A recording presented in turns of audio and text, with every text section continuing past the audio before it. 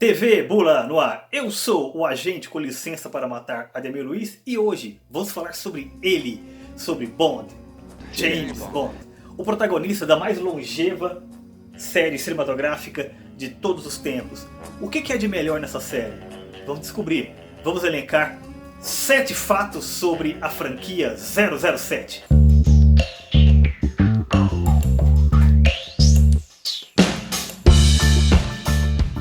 James Bond é o agente secreto mais famoso do mundo. O que não deixa de ser uma contradição em termos, mas isso não importa. O fato é que ele é o agente secreto mais famoso do mundo e já foi interpretado por diversos atores.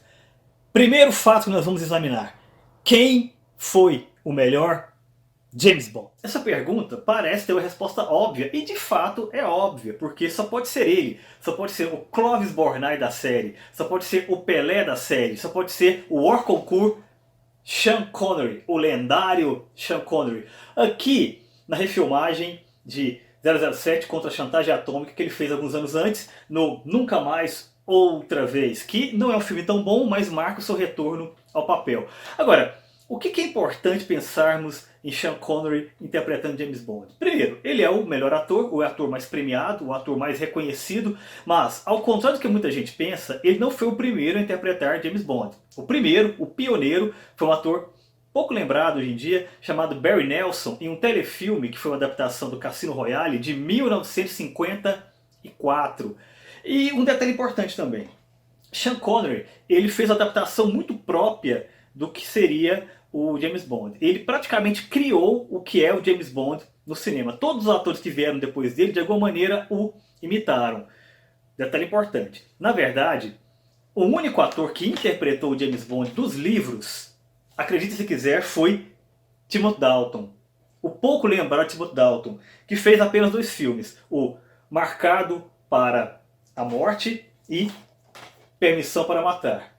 O 007 do Sean Connery é outra coisa, só que tornou-se tão forte que no imaginário coletivo o que importa não é o James Bond dos livros mais, o criado pelo Ian Fleming. O que importa é o James Bond criado por Sean Connery.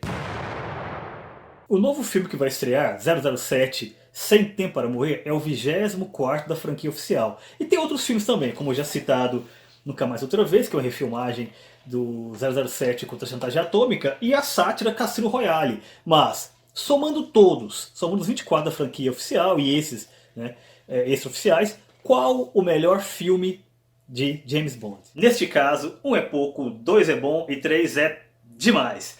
O primeiro filme da franquia 007 foi 007 contra o Satânico Doutor No, que é um bom filme para a época, né? A produção não é tão rica, né? Uma produção mediana ali do cinema de ação hollywoodiano do período.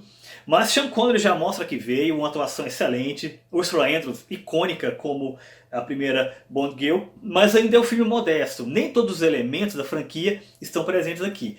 Tudo iria melhorar muito com o segundo filme, que é Moscou contra 007. Em que tudo é muito mais sério, o roteiro é muito mais bem escrito, a produção é bem melhor e a própria constituição do filme, né, como filme de espionagem, é levado com muito mais realismo, com muito mais verossimilhança. Porém, a série ganhou contornos definitivos, os seus elementos foram todos plantados no terceiro filme, que é 007 contra Goldfinger, que é um filme muito divertido até hoje, muito bem feito, muito bem atuado, muito bem produzido, muito bem dirigido. O roteiro é um dos melhores até então. E Sean Connery se mostra o verdadeiro dono do personagem definitivamente neste filme. Por tudo isso, né, por ter praticamente estabelecido o que é um filme de 007, por ser uma grande aventura que sobreviveu ao tempo, isso é uma coisa importante, o melhor filme da série 007 é 007 contra Goldfinger. Um dos principais elementos constitutivos da série é exatamente a presença das Bond Girls, que é claro, se modificou muito ao longo do tempo. Elas eram no começo apenas a mocinha em perigo, que o agente teria que salvar, aquela coisa toda tal. Depois se tornaram figuras mais ativas, tornaram-se até vilãs, né, em alguns casos, né, e né, em filmes mais recentes, né, ajudando, né, o personagem principal, até atuando com ele em cenas de ação e por aí vai. Mas somando isso tudo, todos esses períodos, né, qual a melhor Bond Girl. Se a beleza fosse o critério único, seria praticamente impossível chegar a uma decisão. Porém, temos que pensar em várias outras coisas, como por exemplo o arco dramático do personagem, qual é a relação que ela tem com o protagonista, como que ela atua ali dentro da história, ela é necessária, se ela for retirada a história pode seguir ou não. Então, pensando nisso tudo, na minha opinião, a melhor Bond Girl foi Barbara Bach, em 007, O Espião que Me Amava.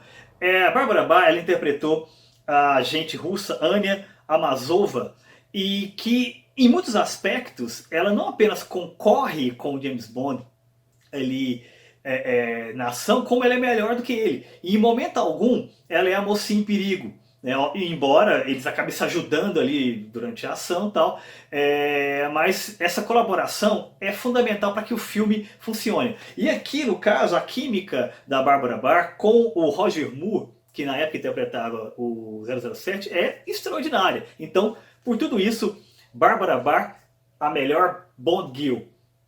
E só para constar, ela se casou com Ringo Starr. Esses Beatles. O importante quanto a Bond Girl é o vilão. Em uma série de ação, o vilão é sempre fundamental. Afinal de contas, o herói ele vai ser medido pelo tamanho do seu vilão. E na série James Bond, isso é sempre definidor. Se é um mau vilão, o filme é mais ou menos tal. Se é um bom vilão, porém mal escrito, nem sempre funciona. Mas se é um grande vilão, bem escrito, bem interpretado, é extraordinário, né? Ele pode ser um desafio físico, ele pode ser um desafio intelectual, fica sempre essas possibilidades. Mas então, qual o maior vilão da série 007? Melhor filme, melhor vilão. Neste caso, deu certo. O melhor vilão da saga 007 é Goldfinger, Eric Goldfinger, de 007 contra Goldfinger. E por que ele é o melhor vilão? Sobretudo porque o plano dele faz sentido. Eu não vou contar qual é, porque eu quero que vocês assistam o filme. Ele é um filme, obviamente, muito conhecido, né? Mas talvez algumas pessoas não tenham visto ainda. Mas, ao contrário daqueles planos mirabolantes, vão dominar o mundo e não sei o que e tal, coisas que não fazem sentido lógico, o plano Goldfinger é um plano de interferir no lastro da economia mundial. E faz muito sentido. E o melhor de tudo, ele tem talvez a melhor frase vilanesca de todos os tempos, que é James Bond preso, né, com raio, laser, quase o acertando, quase o matando, quase o cortando no meio. E James Bond diz: "Você quer que eu confesse?"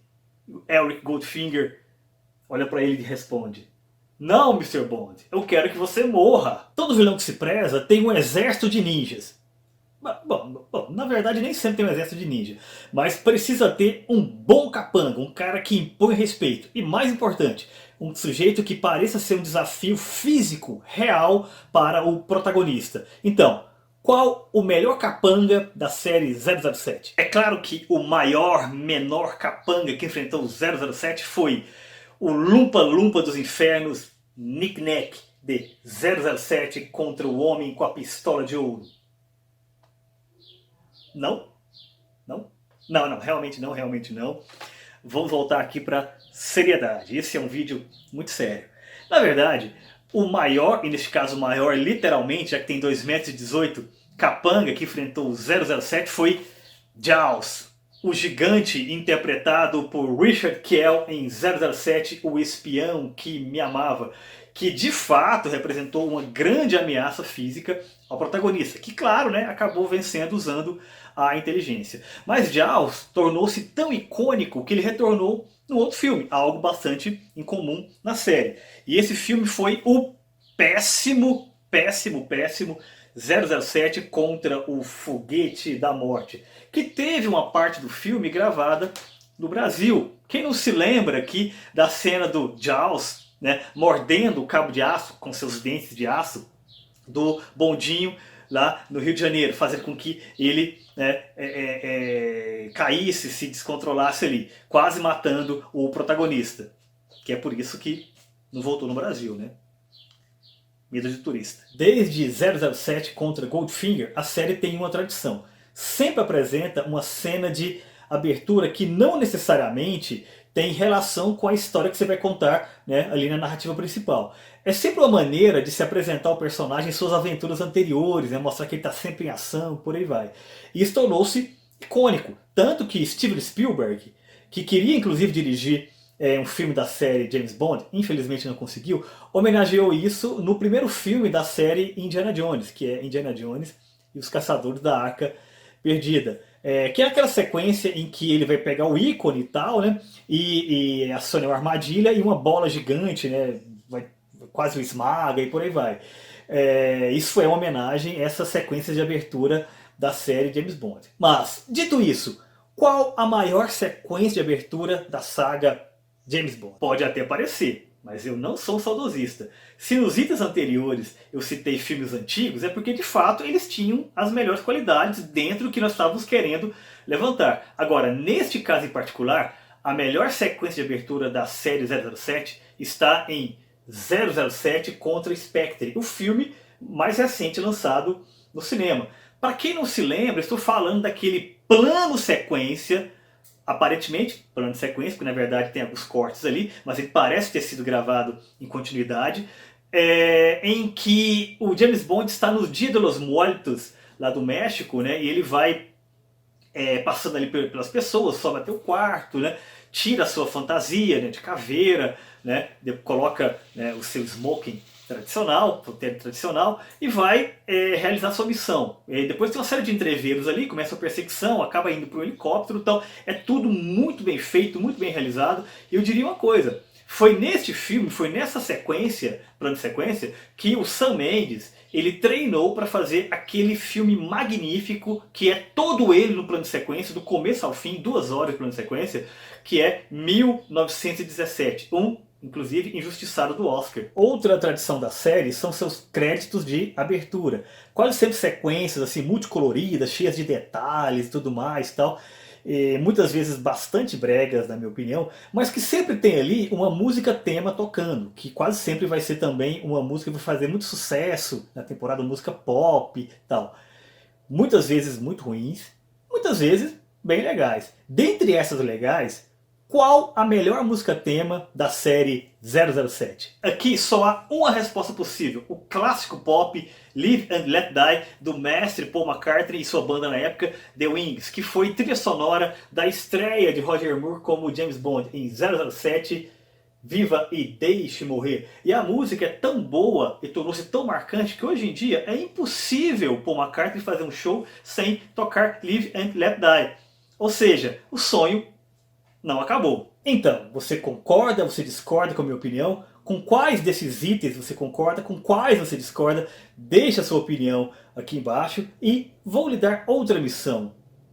Compartilhe esse vídeo, se inscreva no canal, ative o sino, porque meu nome é... Deixa pra lá.